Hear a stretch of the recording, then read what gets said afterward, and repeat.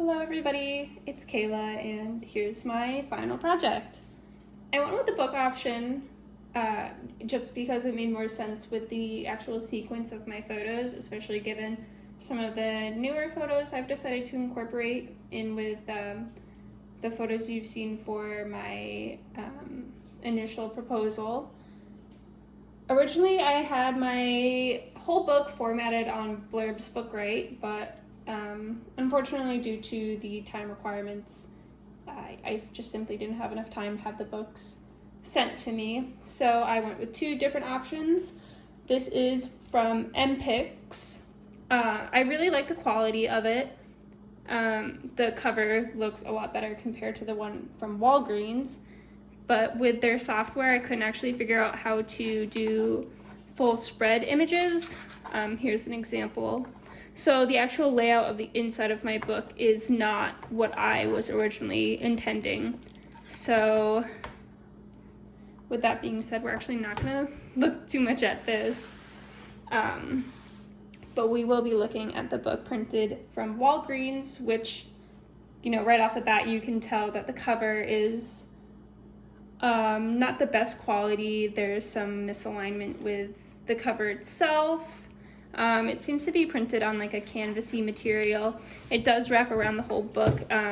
It just certainly is not centered on the cover. So, but it gives you a pretty good picture of what I was intending. I wanted like a black cover that was pretty ambiguous and mysterious, but made the reader want to really open the book and figure out what's actually inside.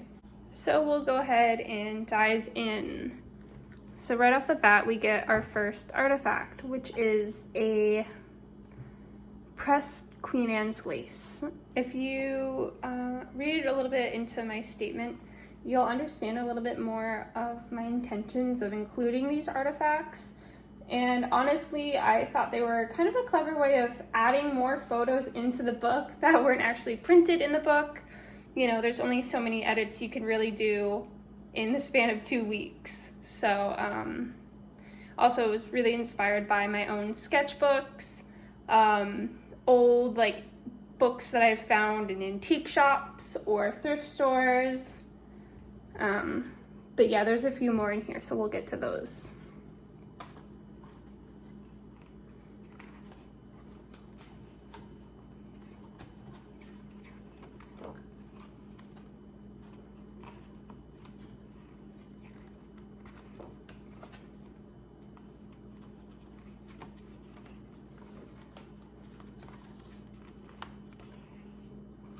So here's our next artifact, which is a Polaroid.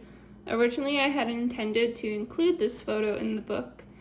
Then I actually cut it from the sequence. And then I decided that it might look cool or have a different meaning in a different context within this book. So I printed it on a Polaroid. And I think it takes on kind of a different, more intimate meaning kind of shoved into the seam of this book. And then right off that, we also have another one. Ashley, in our latest critique, had mentioned that, you know, I have close-ups, more, you know, detailed shots, like in this photo. And then I have more landscape type, more pulled away shots. And she mentioned that it might be cool to have kind of a figure within those more removed landscapes. And since I do have those photos, but unfortunately they never really made any final edits, I decided to incorporate it in the artifact. So here's me in front of that house. And I think the overall mood of this series is actually quite interesting. So we'll carry on.